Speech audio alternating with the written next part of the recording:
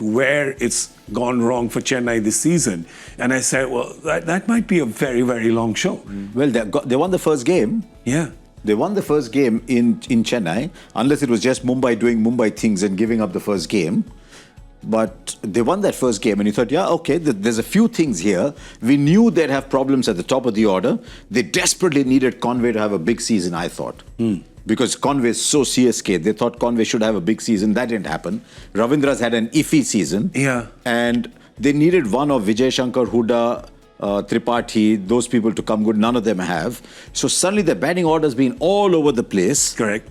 And as a result, they've had to use a lot more players in search of finding the right combination. And I think with 5 games to go, they still haven't found it. Yeah, I have a question on that. It's a very interesting point you made where you said, we figured they may have, or we guessed they may have top order struggles. I didn't think that because I thought they'd go with Convoy and Rituraj Gaikwad, which was a very successful opening combination with them. But they didn't open with them. They didn't start. The reason was they started with Sam Curran. They wanted that all-rounder. Remember they opened with Tripathi and Convoy. They opened with Tripathi and Rachin and Convoy. Why are you calling him Convoy? Conway, sorry.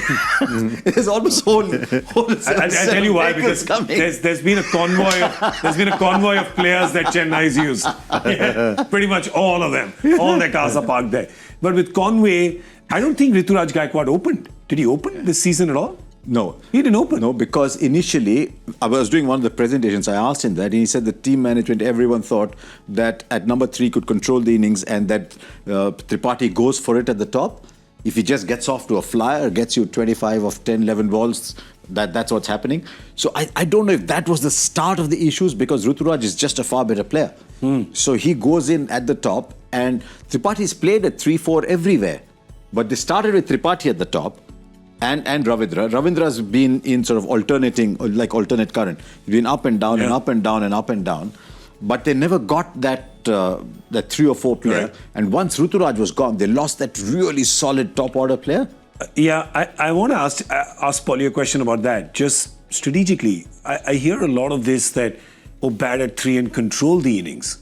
If you're the best batter and you're going to control the innings, you're better off just doing it while opening. And he's done very well as an opener. Because I don't understand what's if you're controlling, you have a better chance of doing it with no loss than at 1 down. I don't get it. I think also just from a slightly more abstract point of view is that if you're the captain, you want to be giving a certain message. You know, you don't want it to be muddled or confused or anything along those lines.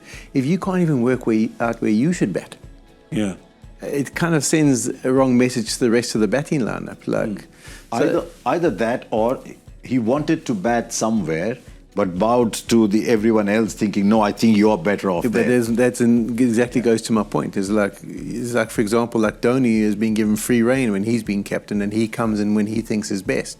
Or he sends someone else up. And a captain needs to be able to do that. I know another captain who was perfectly capable of batting 6 to 7 in a test match. But the moment he became captain, started dropping himself down the order so that other people could... You're just very polite. What to do? You're like, after you, sir. After you also. And they'll be like, now you're the last person. No one else left. Okay, then I'll go now.